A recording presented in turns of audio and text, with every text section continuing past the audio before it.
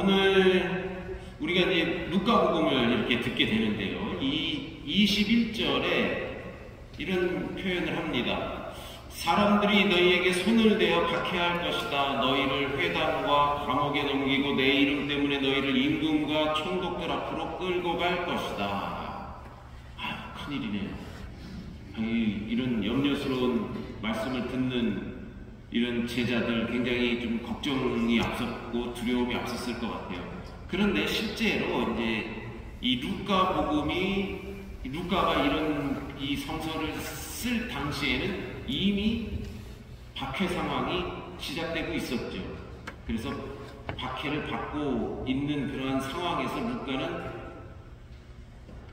다시 소급시켜서 예수님 시대로 돌아가서 예수님 입을 통해서 이제 박해를 받는다 하는 것을 마치 예수님이 예고하는 것처럼 이렇게 좀 표현을 하고 있습니다.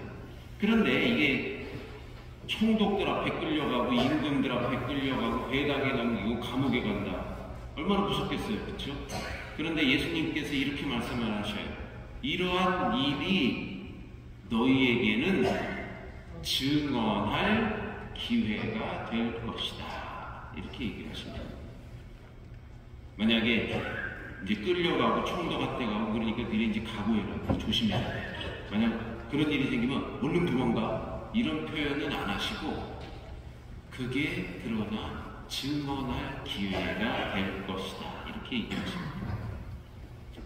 이런 것처럼 이 루카는 그래서 이런 표현을 이렇게 복음서 후반부에 쓰고 자신의 두 번째 책인 사도행전에서 그런 증언하는 것이 실제로 이루어지는 것을 그대로 표현하고 있습니다. 처음 사도행전이 시작할 때부터 끝날 때까지 온통 사도들이 증언하는 기회가 됐음을 그대로 표현하고 있어요. 증언 기회를 예를 들면 1장 8절, 또 5장 32절, 26장 22절, 28장 23절 등 증언이라는 단어를 써가면서 예수님이 하신 복음서에서 하신 말씀이 그대로 사도행전에서 이렇게 이루어져 가는 것을 보여주려고 한 것 같습니다. 사도행전은 시작부터 그렇게 얘기를 합니다. 제자들이 부활하신 주님을 증언하는 증인들로 소개를 해요. 예수님께서 하늘로 올라가시기 전 11제자에게 요구하시는 것도 바로 이 증인입니다. 바로 사도행전 1장에 이렇게 표현합니다. 성령께서 너희에게 내리시면 너희는 힘을 받아 예루살렘과 온 유다와 사마리아 그리고 땅끝에 이르기까지 나의 증인이 될 것이다. 이렇게 표현을 하고 있고 또 사도행전 마지막에 가서도 사도 바오로가 행하는 것도 바로 이 증언인데요. 그들은 바오로와 28장이 그렇게 나옵니다. 그들은 바오로와 날짜를 정해두었다가 많은 사람들을 데리고 바오로의 숙소로 찾아왔다. 바오로는 아침부터 저녁까지 그들에게 설명하면서 하느님의 나라를 증언하고 모세의 율법과 예언서들을 들어 예수님에 관하여 그들을 설득하였다. 이처럼 초대교회 이 누가복음은 박해 상황이 이미 벌어지고 있고 어려움이 있고 사도행전에 보면 감옥에 실제로 베드로도 그렇고 바오로도 그렇고 감옥에 투옥되잖아요. 총독들 앞에 끌려가죠. 예수님이 말한 것이 그대로 이루어졌습니다. 시간상으로는 그렇지만 실제로 이 복음서가 쓰여질 때는 이미 이런 것을 다 겪고 난 다음에 루카는 마치 시간을 좀 거꾸로 소급시켜서 전한 것처럼 앞으로 일어날 것처럼 이렇게 표현을 하고 있다는 것이죠.